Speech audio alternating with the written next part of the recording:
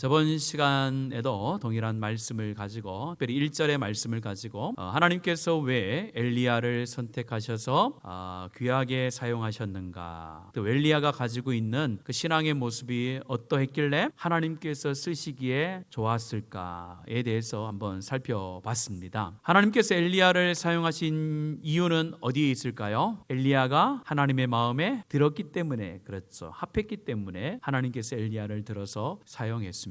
그 중에서도 엘리야가 가지고 있었던 신앙의 태도, 오직 나는 여호와만을 섬기는 자입니다. 우리 이스라엘 백성들도 여호와만을 섬겨야 됩니다. 내가 섬기는 내 하나님은 죽은 자의 하나님이 아니라 살아있는 하나님, 살아계신 하나님입니다 라를 아하방, 북이스라엘의 7번째 왕인, 가장 타락하고 가장 우상 숭배를 많이 했던 그 왕 앞에 가서 그렇게 믿음을 선포할 수 있었던 사람, 그 사람이 바로 엘리야였다라고 말씀을 드렸습니다. 나는 하나님의 말씀을 전하는 자로서 당신에게 전하는데, 하나님의 말씀이 없으면 수년 동안에 하늘에서 비도 오지 않고 이슬도 맺히지 않을 것입니다 라고 그렇게 징계의 말씀을 전하는 것은 굉장히 용기가 필요하고 담대한 자의 모습이라고 말씀을 드렸습니다. 오늘은 2절부터 7절까지의 말씀을 통해서 2절부터 7절까지의 말씀에 보면 하나님께서 다시 엘리야에게 말씀하시고 또 엘리야는 그 하나님의 말씀을 듣고 순종하는 장면이 나옵니다.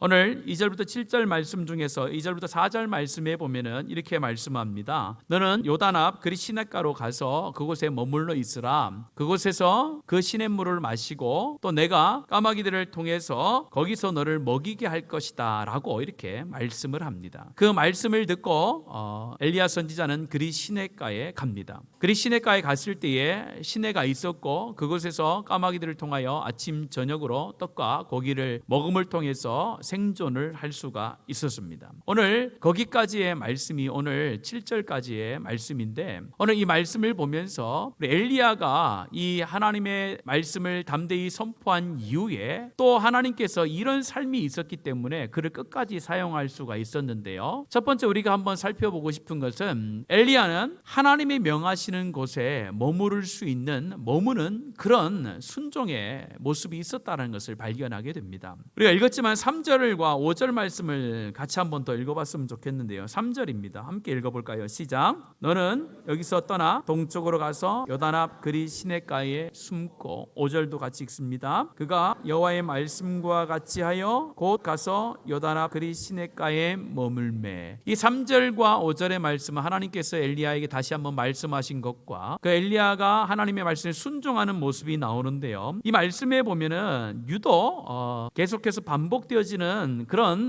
표현이 있습니다. 여기서 떠나서라고 이렇게 이야기를 하고 있고, 동쪽으로 가서라고 돼 있고, 시냇가에 숨고라고 돼 있고, 또 곧 가서라고 돼 있고, 그니 시냇가에 머물렀다 이렇게 표현합니다. 행동을 하는, 이 발걸음을 옮기는 동사가 계속해서 사용되고 있어요. 그래서 끝내 그가 가서 머문 것이 그리 시냇가라는 것입니다. 5절의 말씀을 히브리 원문 그대로 읽으면은 이렇게 좀 상세하게 나오는데요. 그래서 그는 여호와의 말씀과 같이 가서 행하였고, 그리고 그는 가서 머물렀다. 행하고 머물렀다라고 하는 그 사이에 반복적으로 들어가 있는 것이 간다라는 표현이 적혀져 있어요. 이 말은 엘리야가 아방 앞에 가서 믿음으로 하나님의 말씀을 선포한 이후에 그가 어떻게 반응을 하고 행동을 해야 될지에 대해서 철저히 하나님의 말씀을 듣고 행동을 옮기는데, 하나님이 원하시는 장소, 하나님께서 가라고 하시는 장소에 명확하게 이 엘리야가 발걸음을 옮겨서 갔다라는 것을 3절과 5절에서 강조점을 두면서 말씀을 하고 있습니다.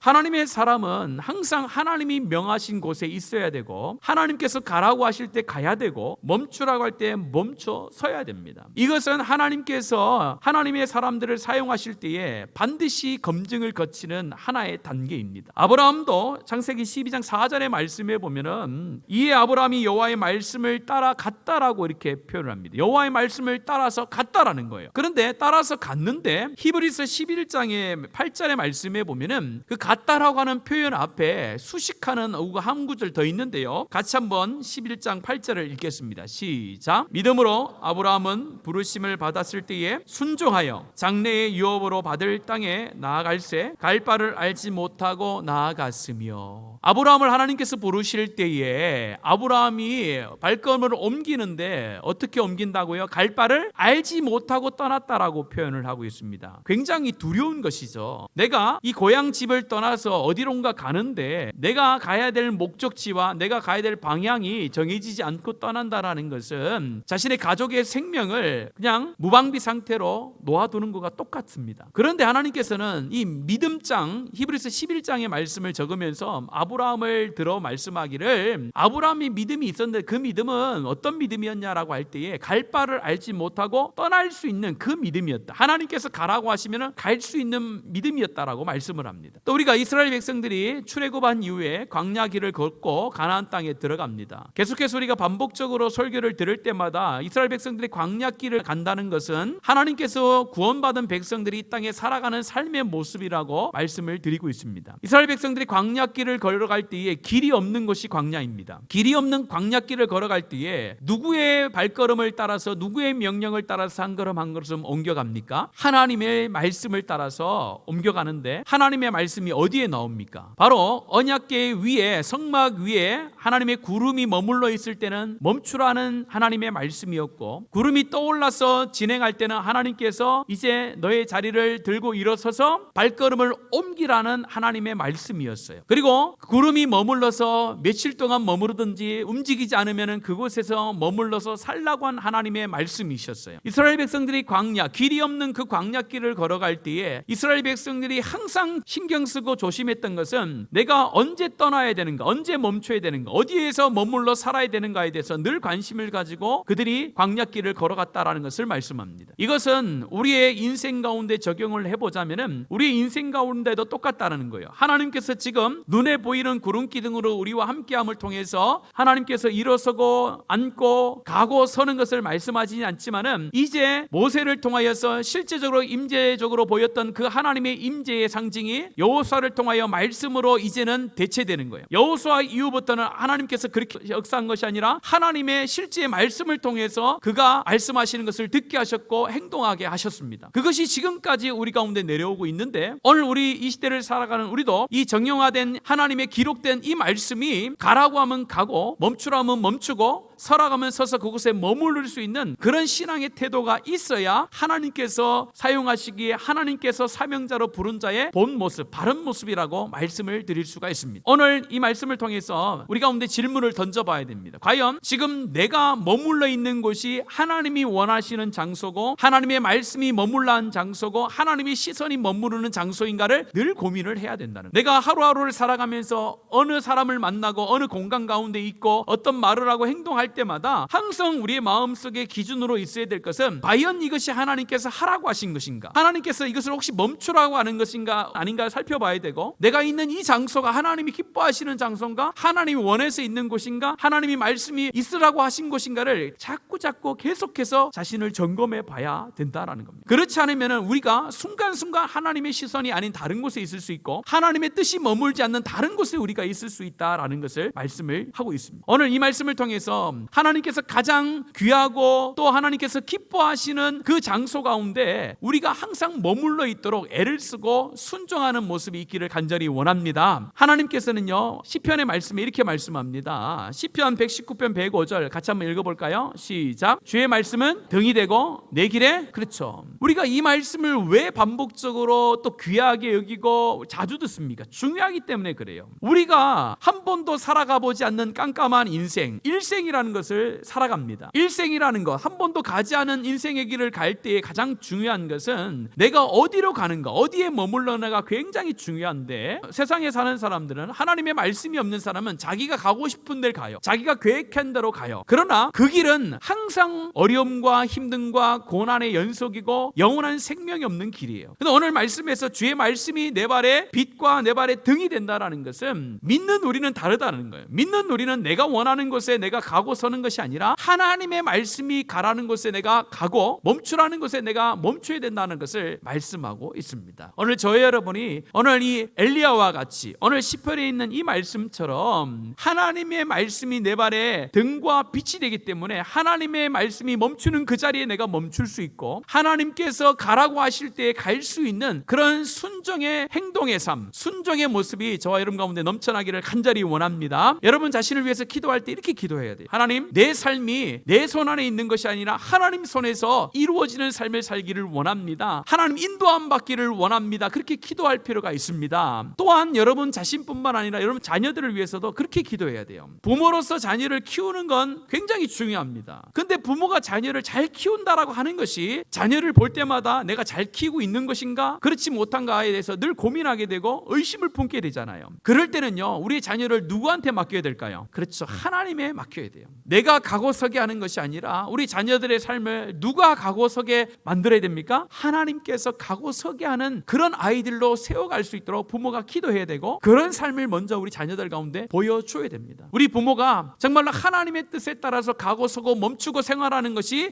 내 눈에 보이면요, 우리 아이들도 힘들고 어려움이 올 때에 그것을 알아요.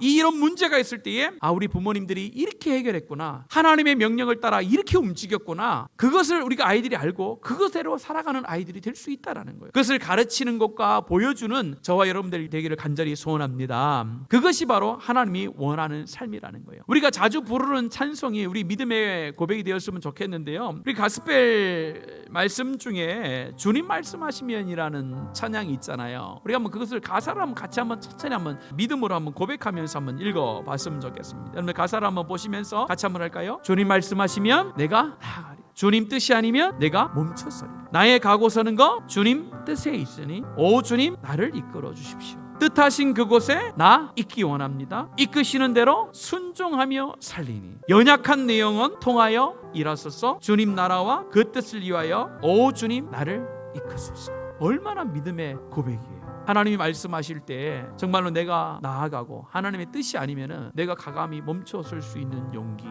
정말로 내가 그렇게 살 수 없을 때 하나님 나를 좀 그렇게 좀 인도해 주십시오. 내가 그런 삶을 살고 싶습니다. 내가 마음대로 세상의 소리를 듣고 세상의 방법대로 세상의 방향을 따라서 살아가는 그런 인생이 아니라, 방황하지 않는 인생, 광야길을 40년 동안 도는 인생이 아니라 정말로 하나님께서 원하는 그 길 한 걸음 한 걸음을 내가 하나님 앞에 내 마음을 맡기고 내 의지를 맡김을 통하여 그 길을 걸어가고 싶습니다. 그렇게 여러분들이 여러분의 자신의 삶과 자녀의 삶을 하나님 앞에 맡길 때에 하나님께서는 그 길을 선하게 이끌어 주실 줄로 믿습니다. 우리 하나님의 인도하심은 창조 이후로 변함이 없는 줄로 확신합니다. 하나님은 늘 우리를 인도하세요. 내가 인도하심에 나를 들이지 못해서리가 인도함을 받지 못하는 것이지, 하나님은 여전히 변함없이 끝없이 우리를 이끌어 가시는 분인 줄로 믿습니다. 그 이끄심에 우리의 모든 시선과 관심을 맞출 수 있는 복된 저와 여러분 되기를, 우리 교회 모든 성도들 되기를 예수님의 이름으로 축복합니다. 두 번째는요, 하나님께서 이끄시는 장소에 가면요 하나님의 보호하심이 있는 줄로 믿습니다. 오늘 말씀에 보면은 이렇게 하나님께서 말씀을 하고 있습니다. 4절 말씀 같이 한번 읽어볼게요. 4절입니다. 시작. 아멘. 하나님의 말씀이에요. 그리 시냇가에 가라고 했을 때에 그 시냇물을 마시라. 내가 까마귀들에게 명령하여 거기서 너를 먹이게 하리라 라고 하셨어요. 6절 말씀 보면은 그 결과가 나와요. 6절 말씀 같이 한번 읽어보겠습니다. 시작. 아멘. 4절에 있는 말씀 그대로 오늘 6절의 말씀에 보면 이루어지잖아요.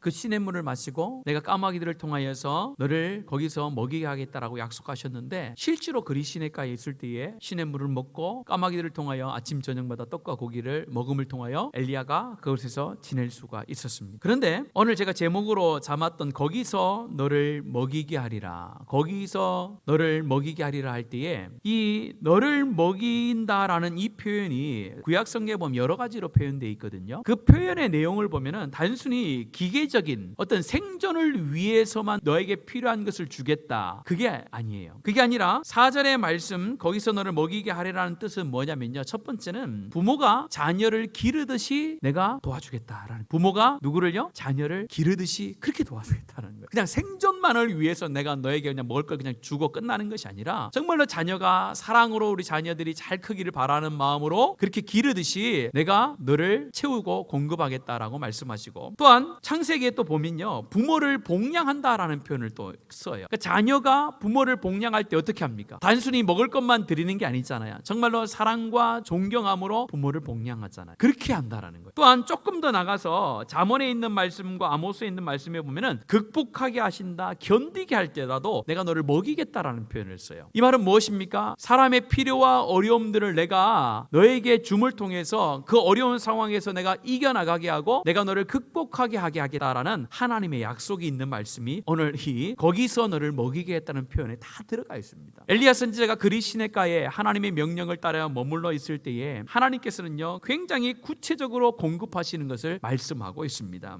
위기에 처한 엘리야, 갈 곳 없어서 어디로 갈지 모르고 있을 때 하나님의 명령을 따라서 순종하여 이 그리 시내가에 갔더니 그곳에서 하나님께서 채우심을 보게 되는데, 저는 이걸 보면서 좀 많은 의구심을 갖게 됐습니다. 어떤 의구심을 갖게 됐냐면요, 뭐 그리 시내가라니까 시냇물이 있었겠죠. 시냇물을 먹었을 거예요. 그런데 까마귀를 통하여서 아침 저녁으로 먹을 것을 갖다 주라고 말씀했잖아요. 여러분들, 우리가 주위에 보면 까마귀들 있잖아요. 까마귀들이 떡과 고기를 아침 저녁으로 나르는데 몇 마리가 왔을까요? 그런 생각 안 해보셨어요? 한 마리가 왔을까요? 한 마리가 떡과 고기를 물고 온들 뭐 엘리야가 뭐 소식을 아무리 소식을 해도 뭐 배부르게 먹을 수 있었겠습니까? 저는 또 생각해요. 아침 저녁이에요. 점심을 안 줬어요. 궁금하지 않습니까, 여러분들? 왜 점심을 안 주셨을까요? 그 말은 뭐 점심을 안 주신 이유가 있었겠지만은 제가 상식적으로 생각했을 때에 아침 먹고 굳이 특별한 할 일 없는데 배가 별로 안 고팠던 것 같아요. 아침 많이 먹게 하고 저녁에 먹게 해서 생존케 하셨다는 거예요. 이게 보통 우리가 일반적으로 생각할 수 있는 내용입니다. 하나님께서 까마귀를 들어서 떡과 고기를 보냈다라고 할 때 하나님께서 그냥 보냈겠지가 아니라 하나님께서는 굉장히 세밀하게 보냈다는 거예요. 까마귀 몇 마리를 통해서 엘리야가 적어도 먹어서 부족함이 없을 만큼을 채울 수 있는 까마귀를 보냈다라는 것도 이 말씀에 다 포함되어 있는 겁니다. 이것은 하나님께서 원하시는 장소에, 하나님께서 머물기를 원하는 그 장소에서 삶을 살아내는 그 사람 가운데는 하나님께서 필요한 것들을 아주 꼼꼼히, 또한 하나님께서 필요를 따라 부족함 없이 채우겠다라는 하나님의 약속의 말씀이 있는 줄로 확신합니다. 여러분들, 그래서 우리가 하나님께서 말씀하신 그 머물기를 원하는 장소에 가야 될 우리의 사명이 있습니다. 항상 하루하루의 삶을 살아갈 때에 내가 하나님이 명하시는 장소, 하나님이 기뻐하시는 장소에 내가 항상 있겠습니다라는 그런 믿음의 고백을 가지고 살아가는 인생 가운데는요 하나님께서 채우신다는 거예요. 엘리야가 뭘 달라고 한 게 아니라 하나님께서 그곳에 있으면 내가 책임지겠다라고 약속해 주셨습니다. 오늘 저와 여러분들도 영적으로 또 경제적으로 여러 가지 경제적으로 또한 건강상에 필요가 있는 그런 삶을 살아가고 있잖아요. 이런 상황 가운데 하나님의 필요를 통해서 채워지면 얼마나 감사하겠습니까? 그런 기대를 하시지 않나요? 하나님이 내 필요를 채우시면 참 좋겠다, 하나님께서 내 필요를 채워주면 참 좋겠다라는 그런 마음과 기대와 소원과 기도의 제목을 많이 갖고 계시잖아요. 그럼 우리도 엘리야와 같이 이런 모습으로 하나님 앞에 반응을 보이면 된다는 거예요. 어려운 길, 힘든 길일 수 있습니다만은 그 순종의 끝에 하나님의 채워주심의 역사가 반드시 나타난다는 거. 그래서 우리가 어렵더라도 그 사명의 길을 가는 것입니다. 오늘 이 말씀을 보면 순종함이 그저 일어난 것이 아니다라는 것을 볼 수가 있는데요, 엘리야가 순종한 것은 엘리야가 말씀이 들려오니까 자신의 그 어떤 감정도 없이 기계적으로 순종했다라는 것을 말하지 않아요. 엘리야가 포기한 것이 있어요. 엘리야가 하나님 앞에 내려오는 것이 있습니다. 그 첫 번째가 무엇이냐면요, 자신이 가지고 있는 교만함을 내려놓았어요. 자신의 열정을 내려놨어요. 오늘 이 말씀을 어디에서 볼 수 있냐면, 여러분들, 엘리야가 오늘 말씀으로부터 시작해서 이 아합 시대로부터 놀라운 역사를 일으켜 나갑니다. 그런데 이 엘리야의 성향이 어떤 성향을 가지고 있었는지 열왕기상 19장 10절에 보면은 말씀하고 있어요. 열왕기상 19장 10절에 앞부분 한번 읽어볼까요? 시작. 그가 대답하되 내가 만군의 하나님 여호와께 열심히 유별하오. 여러분들, 성경을 보면서 내가 하나님을 향해서, 여호와 하나님을 향해서 열심히 내가 유별하다라고 이렇게 표현된 사람들 보셨습니까? 없어요. 얼마나 엘리야 선지자가 하나님을 향한 믿음이 강렬하고 하나님을 향한 헌신이 유별했는지 이전 성경에는 특심하다라고 표현했어요. 하나님을 섬기는 데 있어서 그 누구에도 뒤지지 않는 열심과 특심으로 하나님을 섬겼던 사람이에요. 그렇기 때문에 그 아합 왕 앞에 가가지고 담대히 하나님의 말씀을 전할 수 있는 그런 사람이었어요. 근데 그런 사람이 오늘 말씀에 보면은 조금 그 어떤 열정과 열심과 좀 반대되는 하나님께서 명령하시는 걸 볼 수 있는데, 무슨 말씀입니까? 3절 맨 마지막에 보세요. 3절 맨 마지막에 보면 뭐라고 말씀합니까? 그리 시냇가에, 여러분들, 숨는다라는 건 뭐예요? 담대한 거예요? 아니면 좀 비열한 것처럼 보입니까? 좀 비열한 것처럼 보이잖아요. 근데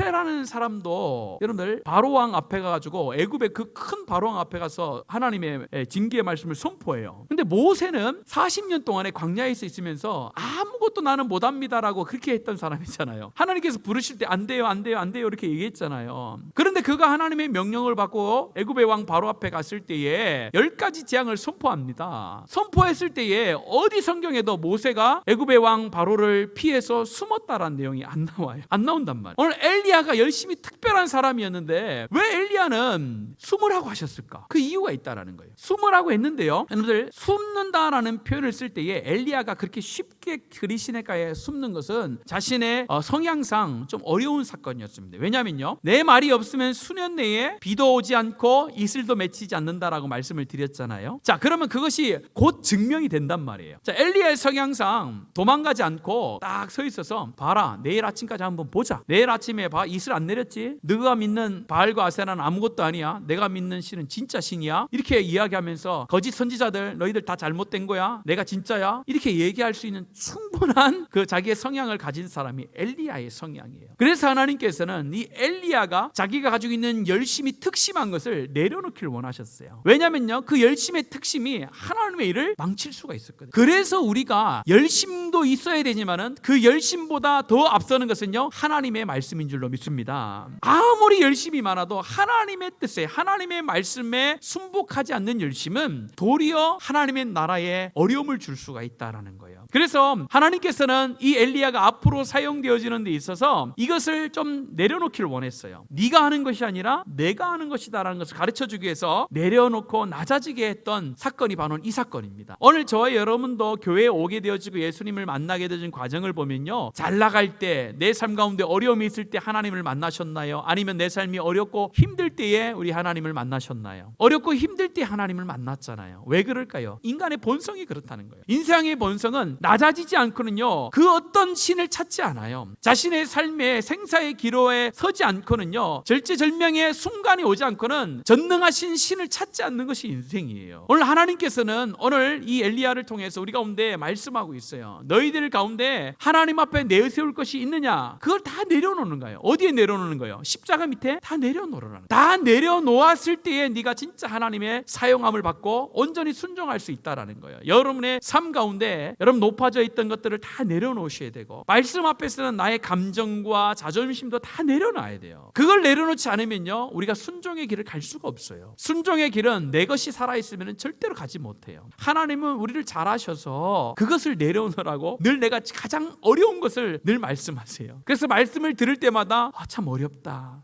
참 저렇게 살기 어렵다 하는 이유가 하나님 우리를 잘 아시거든요. 그걸 내려놓아야 하나님의 말씀의 역사가 나타난다라는 것을 가르쳐줍니다. 두 번째는요, 내려놨는데 또 어떤 걸 내려놓냐면 고정관념을 좀 내려놓게 하셨어요. 이 두 가지 고정관념이 엘리야에게 있었는데 그것을 내려놓는 장면이 나와요. 하나는 자신의 경험에, 지금까지 삶의 경험의 고정관념을 내려놔요. 그래야 순종할 수 있는데, 이 고정관념이 어디 나오냐라고 볼 수 있는데, 오늘 말 4절의 말씀에 보면 그리시네가에서 그 시냇물을 마시라고 얘기해요. 근데 오늘 그리시네가는 샘이 아닙니다. 샘이 아니라 그리시네가인데 또 강도 아니에요. 이 그리시네가라는 것을 와디라는 표현을 성경이 하고 있어요. 와디라는 게 뭡니까? 이스라엘 백성들이 살아가는 그 유대인 땅 가운데는, 팔레스타인은 비가 많이 오면요, 이 물이 흐릅니다. 물이 흐르면서 강처럼 보이는 곳이 있어요. 그런데 비가 그치면 어떻게 돼요? 금방 말라요. 물의 근원이 없거든요. 하늘에서 내려오는 물이 흘러가는 그것을 가리켜서 와디라고 하는데, 그것이 비가 올 때만 잠깐 있고 비가 오지 않으면 금방 마르게 되는데, 그 와디를 가리켜서 오늘 그리시네가라고 이야기를 하는 거예요. 그러니까 엘리야는 알았어요. 그리시네가 가서 내가 이 시냇물을 마실 때마다 두려움이 왔을 거예요. 어떤 두려움이요?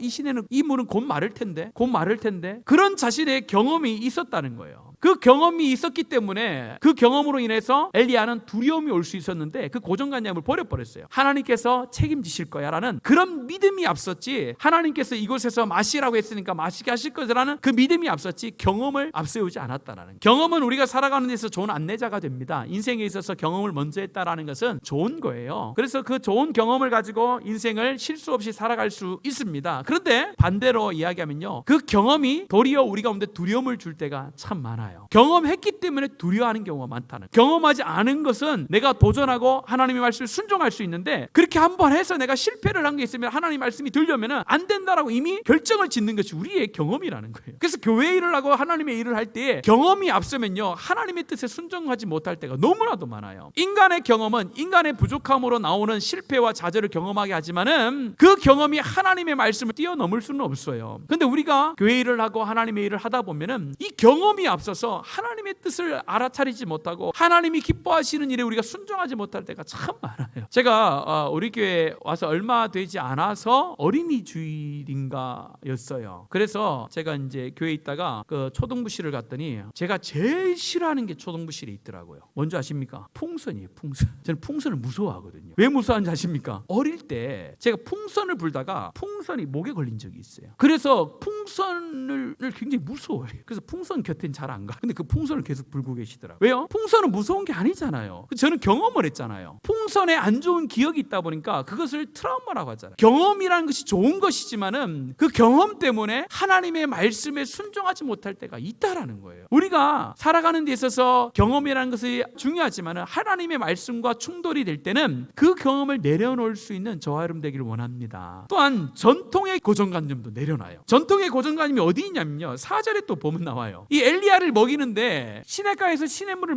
먹게 하고 뭘 통해서 먹이게 합니까? 그렇지? 왜 여러분들 까마귀를 통해서 먹이게 할까요? 그 당시 새가 까마귀만 있는 게 아니었잖아요. 여러 새들이 있잖아요. 근데 왜 까마귀만 그랬을까요? 유대인들에게 있어서 까마귀는 부정한 동물이에요. 부정한 동물로 여기는 것이 까마귀란 말. 근데 왜 까마귀를 통해서 정말 하나님을 향한 열심히 특심인 그 엘리야에게 먹을 것을 주어요? 하나님의 의도하심이 있었겠죠. 그가 가지고 있는 이 거룩함의 이 고정관념을 깨버리는 거예요. 거룩함은 누구에게 있는가? 거룩함의 기준은 하나님께 있는 줄로 믿습니다. 내가 거룩함의 기준을 세우는 것이 아니라 하나님께서 거룩함의 기준을 세우는 거예요. 사도행전 11장 5절에서 8절 말씀, 베드로의 고정관념을 깨는 장면이 나와요. 우리 천천히 같이 한번 읽겠습니다. 시작. 이르되 내가 요파시에서 기도할 때에 황홀한 중에 환상을 보니 큰 보자기 같은 그릇이 내 귀에 메어 하늘로부터 내리어 내 앞에까지 드리워지거늘 이것을 주목하여 보니 땅에 네 발 가진 것과 들짐승과 기는 것과 공중에 나는 것들이 보이더라. 또 들으니 소리 있어 내게 이르되 베드로야 일어나 잡아먹으라 하거늘 내가 이르되 주님 그럴 수 없나이다. 속되거나 깨끗하지 아니한 것은 결코 내 입에 들어간 일이 없나이다 하니. 이 사건은 베드로가 예루살렘에 갔습니다. 예루살렘에 갔을 때 소문이 퍼진 거예요. 야, 너 이방인들 할례받지 않은 사람들과 같이 음식을 먹었다면서 이렇게 이야기를 한 거예요. 그럼 안 되라고 예루살렘에 있는 사람들이 이야기를 했더니 그 상황이 어떻게 된 거냐면 이렇게 된 것이다 라고 하면서 말씀을 이어가고 있는 거예요. 그러면서 내가 환상 중에 봤는데 이런 일이 있었는데 나는 절대 못 먹는다 했는데 하나님께서 나타나셔서 말씀했다. 그러면서 하나님께서 깨끗하게 하신 것을 내가 왜 속되다 하느냐, 먹으라 라고 해서 내가 할례받지 않는 사람과 가서 기도하고 했더니 그곳에도 우리에게 임했던 성령이 동일하게 임하더라 라고 하면서 했더니 예루살렘에 있는 사람들이 그것을 그대로 받아들였다라고 말씀을 하고 있어요. 이처럼 이 엘리야 시대에는 훨씬 더 심했겠죠. 이 거룩하다라는 거, 부정하다라는 개념이 훨씬 더 강한 시대였단 말이에요. 그때의 엘리야가 이 까마귀로부터 오는 것을 통해서 이 생계를 유지했다라는 거, 생명을 유지했다라는 것은 죽으면 죽었지 나는 못 먹겠습니다라는 그것을 포기했다라는 거예요. 누구의 말씀이기 때문에? 그렇죠. 하나님의 말씀이기 때문에 그 당시에 부정하다라고 생각하는 것을 내가 부정하지 않다라고 여기며 그가 먹을 수 있었다라는 거. 오늘 우리도 이 전통이라는 고정관념 속에 빠져서 하나님의 말씀에 순종하지 못할 때가 너무나도 많아요. 하나님께서는 시대마다 하나님께서 역사를 이끌어가기 때문에 그 시대에 맞는 하나님의 말씀을 주시는 줄로 믿습니다. 그렇다면요, 50년 전과 지금은 다른 모습이 우리 가운데 있어야 돼요. 진리의 말씀은 변함이 없으나 하나님께서는 시대마다 맞는 하나님의 말씀으로 교회를 세워나가시고 하나님의 사람들을 세워나가신단 말이에요. 그러면은요, 우리가 하나님의 말씀과 또 하나님께서 주신 내 삶 가운데 충돌이 될 때에 무엇을 앞서야 되는가? 전통을 앞서야 되는가? 하나님의 뜻과 하나님의 하나님의 말씀을 앞서야 되는가? 무엇을 앞서야 됩니까? 하나님의 뜻과 하나님의 말씀입니다. 그래야 순종할 수가 있는 거예요. 오늘 엘리야가 단순히 그리시네가에 가서 까마귀가 주는 떡과 고기를 먹으면서 본인이 살 수 있었다, 단순히 그렇게 생각하시면 안 되는 거예요. 하나님의 말씀에 순종하기 위해서는 우리의 선택이 반드시 필요하다는 거예요. 엘리야가 기계적으로 그냥 그리시네가에 간 게 아니라는 거예요. 기계적으로 간 것이 아니라 적어도 엘리야는 우리와 같은 성정을 가진 사람이에요. 맞죠? 성경에서 말씀하잖아요. 같은 감정과 같은 생각과 같은 그런 고정관념을 가지고 있는 연약한 인생이라는 것을 성경에서 전제하고 있단 말이에요. 그런데 엘리야가 그렇게 순종하며 가는 것은 자신의 선택이 하나님의 말씀에 함께했기 때문에 그곳에 갈 수 있는 거예요. 우리가 교회를 다니면서 하나님께서 모든 것을 이루어 가신다라고 말씀을 하는데 착각할 때가 있어요. 내가 가만히 있으면 그곳에 갈 수 있다라고 생각하는 것은 착각입니다. 여러분들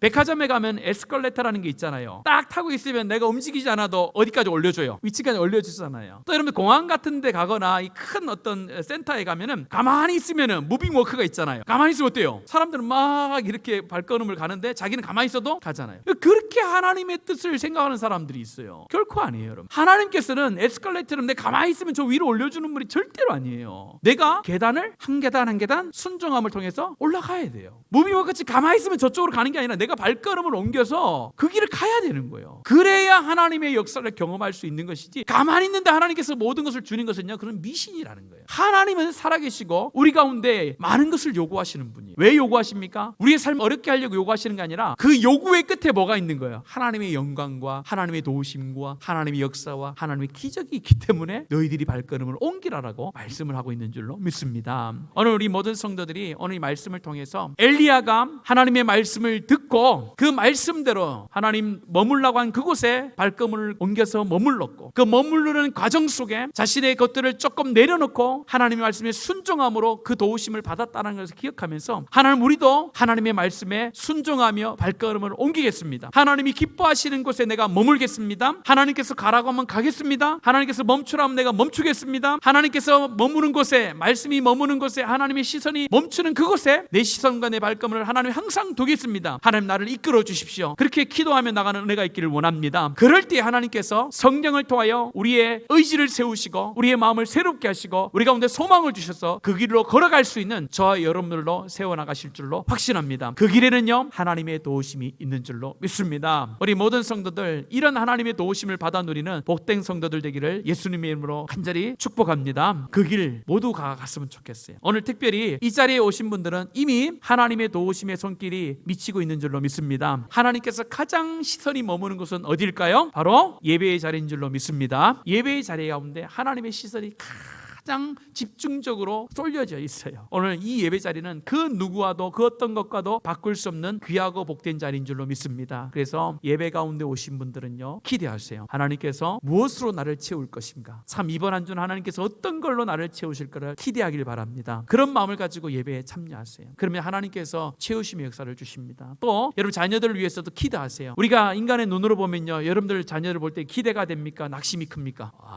제가 제 아들 둘이를 봐도 자녀만 보면요 암담합니다. 그러나 그 안에 역사하시는 하나님이 있기 때문에 그 아이들을 기대하는 거예요.